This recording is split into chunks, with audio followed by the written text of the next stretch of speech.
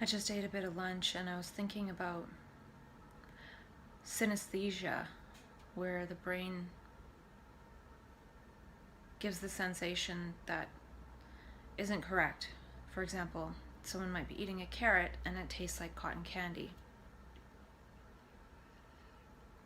And I have this sense that synesthesia has something to do with the fact that we're all one consciousness. So sometimes we have that sort of experience that's not congruent.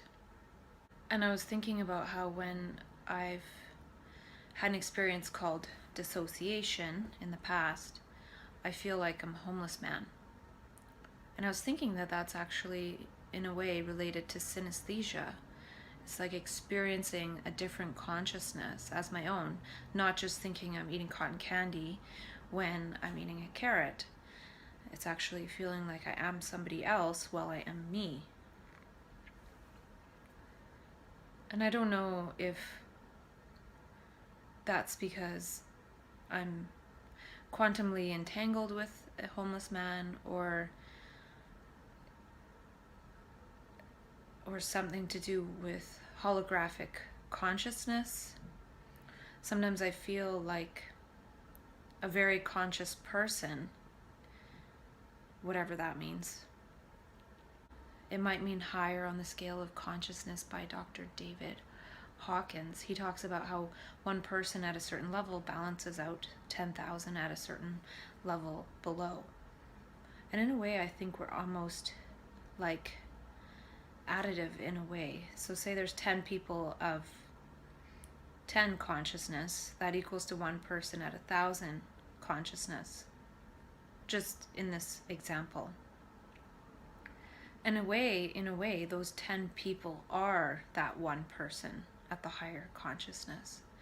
It's almost like, if we're thinking about it in terms of just additive consciousness and not in terms of bodies, those 10 consciousnesses that add up to make that one consciousness in effect are equal. So it's like one person. Sometimes I feel like that's partly how this quantum entanglement or holographic consciousness, akathisia reaction dissociation happens.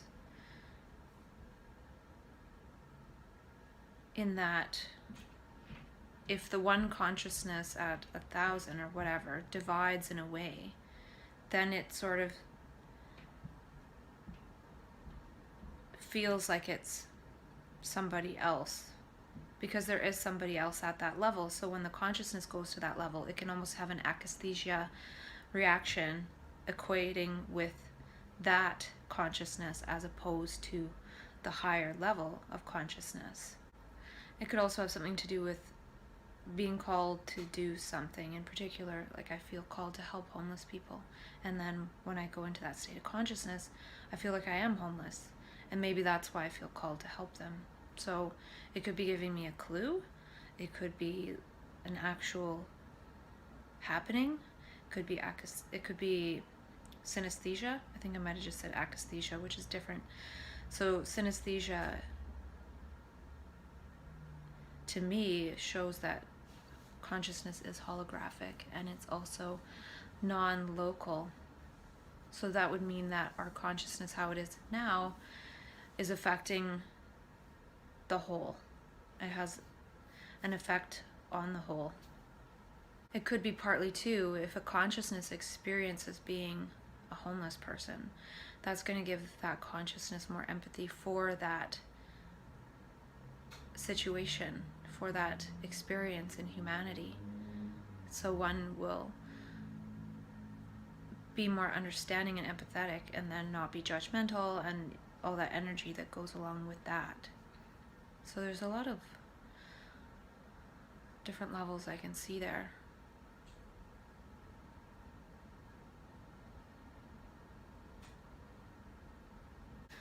I was also thinking that I might be having an akathisia reaction to this job.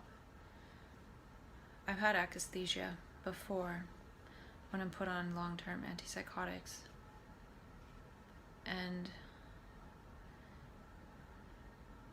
feels sort of the same.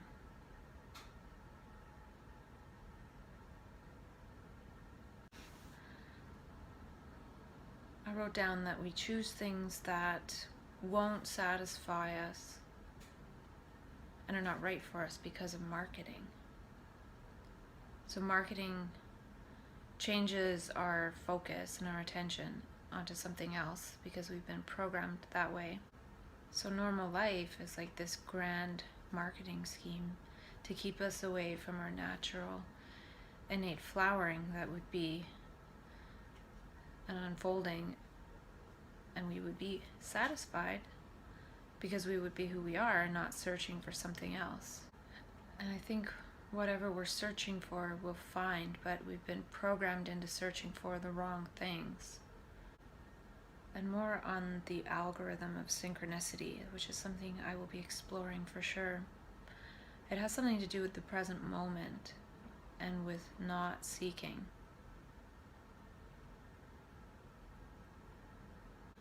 And it's sort of a movement of the present moment as eternity, whereas thought is sort of a movement of the brain cells, which tries to give some sort of representation of what's going on.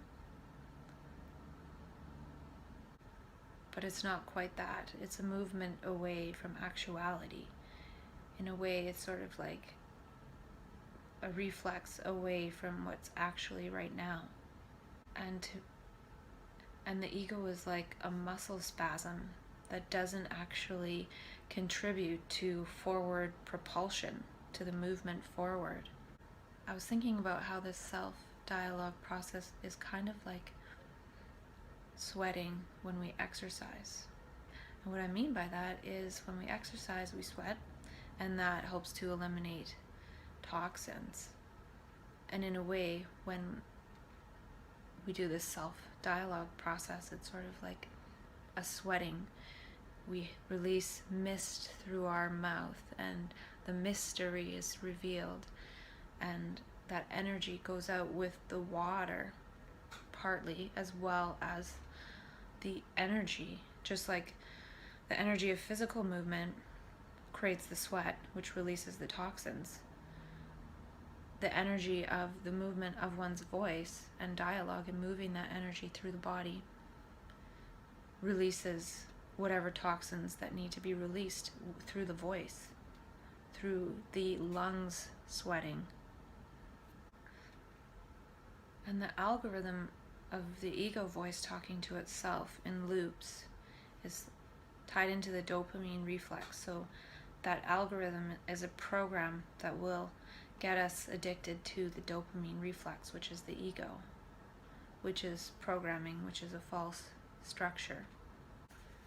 So we're lost in ego-centeredness, which is, since the voice is going in a loop, it creates this center, it creates this structure through which the voice circles around in a way, and it makes it feel like this me, and then this me needs pleasures, so it goes to this thought, and this thought, and this thought, and this thought, and it's constantly enclosing itself in this radius.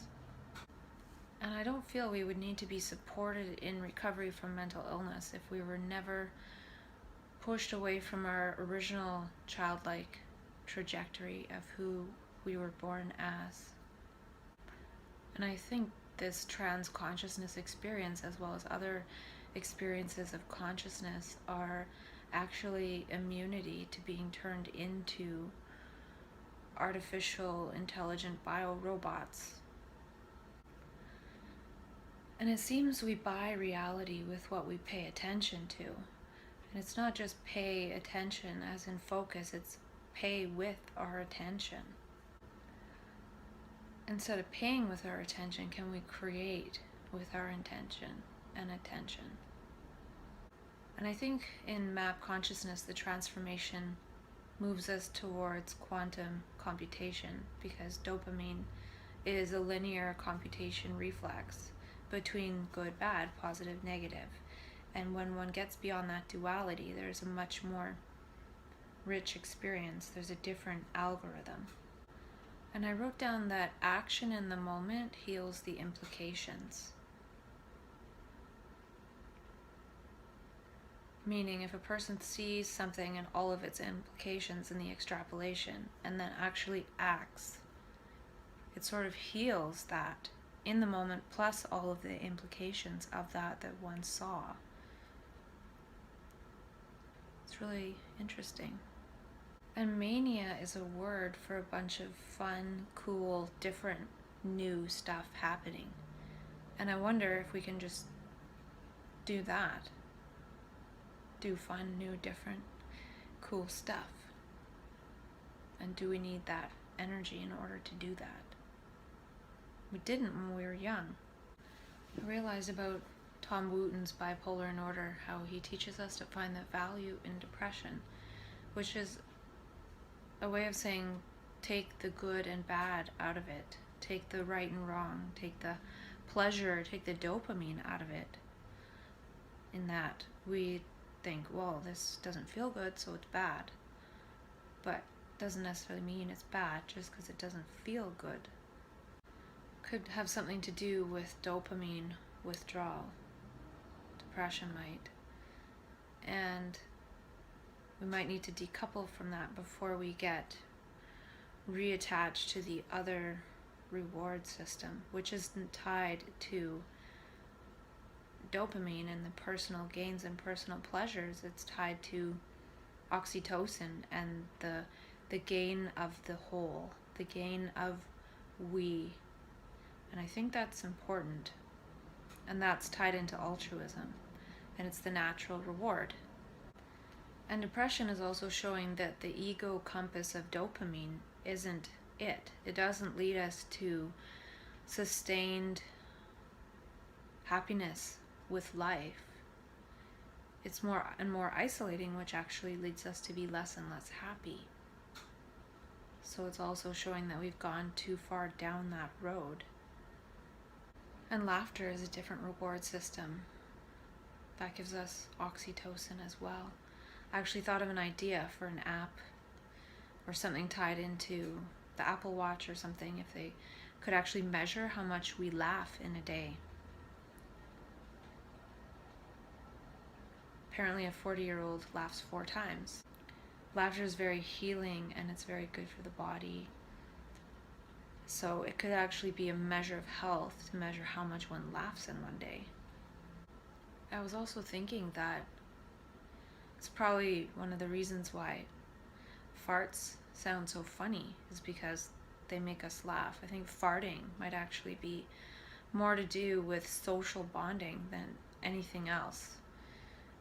It gets rid of gas in the body too, but evolution could have made it silent. It could have made it never make a funny sound, because it would make sense that it stay silent, because if we think about back to predatory days, if somebody farted, then they might get eaten by a lion or something. But the social benefits actually outweighed the costs of getting caught by a tiger just to make a really funny sound on purpose and laugh about it. And also, like, why is it so funny to see somebody get so offended by a smelly fart? So some people let smelly ones out on purpose just to see somebody react. And then that is funny, even if it doesn't make a sound. So I think the bacteria in our guts are on our side when it creates that. And we notice motion and contrast, and dopamine is our main motion and contrast of like, dislike, good, bad, yes, no, and that's very binary and it misses everything else because it's always judging and relating to whether it likes or dislikes something, which gives somebody dopamine. So this ego judging process and processing everything according to itself and what it thinks is the dopamine reflex. It's like these thoughts are just dopamine. Yes, yay, no, ooh, yes. And that's all it is all day long, just getting dopamine. And we seem to use our ego voice in our own head to block us from gesturing and receiving gestures. And what I mean by that is if we're talking and rationalizing in our mind, we block ourselves from, say, reaching out to touch someone's shoulder or smiling because we're thinking. And and all of this thinking in our voice that prevents these gestures, these natural gestures that we have, makes us more rigid into this conforming version of ourself as someone who never reaches out to touch someone's arm or won't even give someone a handshake or whatever it is. So our voice makes us more consistent as our ego self and blocks gestures and blocks our degrees of freedom. And it blocks us from looking to gesture, which activates other people's mirror neurons, which causes bonding and oxytocin. We're so busy judging that we're not gesturing. And in school, we're trained to be rewarded for remembering. So I think this has been internalized in the ego process, in that we're always remembering, recalling old memories, and we're getting a reward of dopamine. So we've mirrored that on the inside. So we mistake remembering for intelligence. So then we have this ego always remembering things, and the ego thinks it's this intelligent entity. And the epigestures of the universe in manic consciousness come in to seed new neural pathways and neural realities. And I think language has replaced unconditional love, because language is judgmental, it's judging all the time. And so children that develop supposedly normally, they get words early on, and then they're looking to words to judge whether they're loved in a way, and then so words replace unconditional love. And that's the process we've used, but that doesn't work with children on the autism spectrum. They need unconditional love a lot longer, because it can't be replaced, it can't be contingent on the words. It seems that learning creates DNA. And maybe that's how organisms evolved. They learned by perceiving something. They learned what it is they need to create a mirror of what it is they perceived. And the mirror isn't exactly what they perceived, but it's the complement in terms of the interface of whatever organism that is. So in a way, the organism shapes the environment shapes the organism. Perception creates DNA. The need for something creates DNA. It creates that something. So through trans-consciousness, the body, the whole organism becomes the compass instead of the ego. I've had all sorts of interesting experiences when I go into that other consciousness, and one of them was I was working at a farmer's market, and there was a vegetable vendor there who I'd known for probably 2 years or 3 years, 3 different seasons of farmers markets. And he came up to me, he sat me down, and he said to me, "Don't have any children because of the autism," or something is what he said. And he might have told me about somebody he knew with autism or something, but it was just strange. It was out of nowhere. He's never sat me down and talked to me in that way in 4 or 5 years, except for that one time. And I was in a different state of consciousness. I was more on the ecstatic, extraordinary side of things. And the person that I work with at the farmer's market was like, "What was that all about?" And so I told her, and she's like, "That is just bizarre." Because it's not like he said, "Oh, do you have children?" or whatever. He didn't ask. He's never asked. And this man, he doesn't speak English very well. He's different ethnicity. He had no reason to just sit me down like that and say that. And to me, it's sort of like in those other states of consciousness sometimes, other people are turned into messengers. And they're sitting down saying it, not as themselves. It's like, almost like they went into that other state of consciousness. And because they have a relationship, like I have a relationship with this person, I like this person, maybe I'll listen to that person. So it's kind of bizarre. And I've had more experiences like that than just that one. And so when that happened, I could think, what does this person know me, or why are they saying that? But I'm just like, wow, that was an experience of sort of messenger consciousness. I'm not sure why it happened that way, but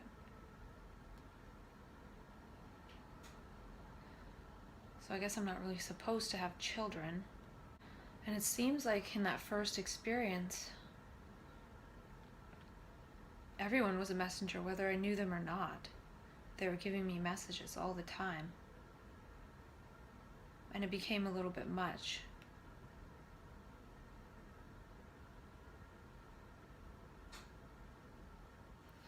I wrote this long thing on something to do with burning my hand when I was straightening my hair. And I don't even remember if I talked about this already. That's the trouble. If I don't know an order of stuff I wrote down, I'm like, did I talk about this or did I just write this? I have no idea. I don't know. Maybe I'll just read it because it's a bit long and I want to finish this video before I go bowling. I just extrapolated that when I was straightening my hair and burnt my hand on my hot hair, I immediately shook my hand. It was a way to disperse the concentrated heat. Waving my hand might be to cool it down. We also shake our hand if we bump it on something or get a paper cut. Is this a way to dissipate the pattern of pain? A reflex. It is a behavior that is not necessarily logical. It's biological. Do we also shake our hand so that people will notice we've been injured or hurt by way of that gesture? So if I shake my hand, somebody might look over and be like, oh, are you okay? Whereas if I don't even move, then maybe people won't notice. I extrapolate this to how some people start behaving in supposed odd behaviors in crisis. It's like a reflex to signal to others we need help. If it was logical, we would just logically and rationally ask for help. In supposed psychosis, is this kind of a reflex? We are lost in a world of words as our ego scrambles. Its gesture of inconsistent behavior, like an undulation, like the wave of a hand. It signals we've been burned by an emotion or hit by our ego, likely by being struck like a billiard ball of another ego, or burned by a gesture or action of another. This hit by action of another strikes our solid ego story structure and breaks it up. In the meantime, as we scramble to create a new story to call ourselves and calm ourselves, our behavior is different by virtue of our broken up story. As the story tries to recreate itself, it delves into past memories. If it needs more to go on, it dives into the collective storybook of the collective human unconscious. Accessing these stories is seen as delusion and hallucination when it's just trying to find material to complete the story. This is often interfered with, and the story is written over. It's put together by chemical band-aids instead of being integrated by the gentle touch of love, by a listening ear.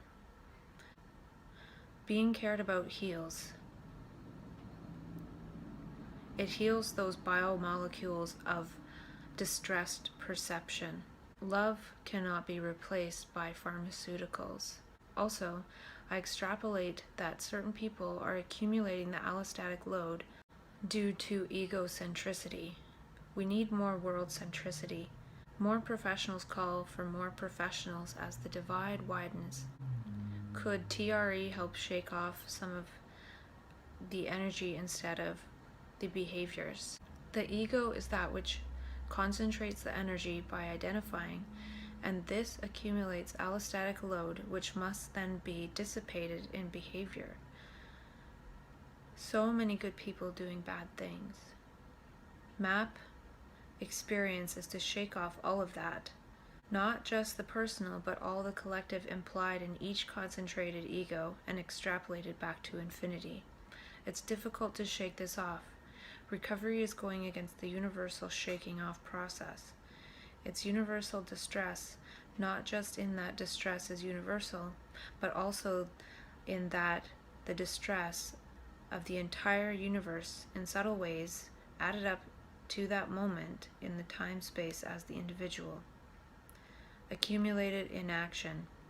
When you add this up across individuals, many are ready to act out as they don't know how to act to solve this distress of the universe. How does one save the universe? One universe at a time. Universal distress is universal because we are each a universe. A verse of a song that unites us. The ego sings songs that separate us.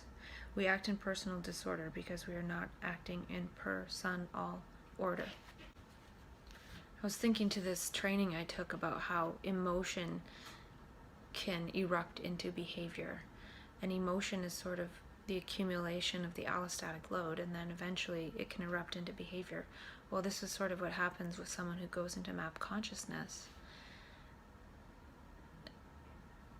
All of this behavior comes out that is a result of accumulated emotion.